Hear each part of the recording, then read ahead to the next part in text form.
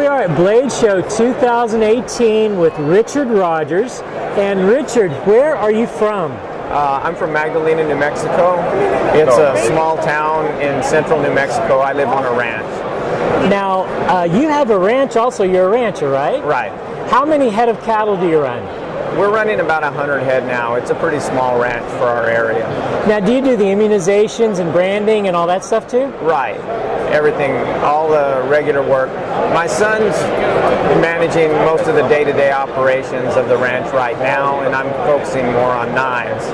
But whenever he needs help, he comes and grabs me out of the shop, and we're like moving pipe or moving cattle or whatever we need.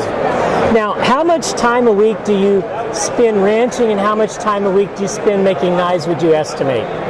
It all depends on what week. If we're branding cattle or shipping, it's much more time working on the ranch.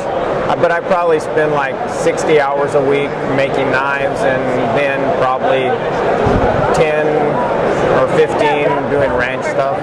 Right.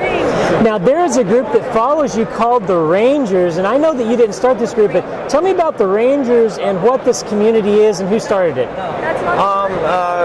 Group of fans, when I started making the more updated knives, liner locks and stuff like that, they were fans and they set up a page on Facebook for it. And then they also set up a group of supporters for me, and they named it the Rangers. And it's nice, and I do they post on the fan Facebook page, and then we also do special lotteries, the knives that are only available to the Rangers. It's a group, and they only open it up every once in a while to add new members. All right. Well, you make wonderful knives. We're going to look at a couple of the new knives you made here called the CINCO. Tell us about the CINCO.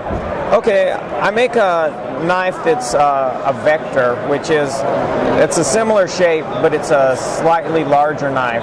I shrunk it down and made it into a frame lock flipper, but the problem with small frame lock flippers is people tend to put pressure on the lock bar when they're trying to hold it and open it, and it makes it really difficult to open.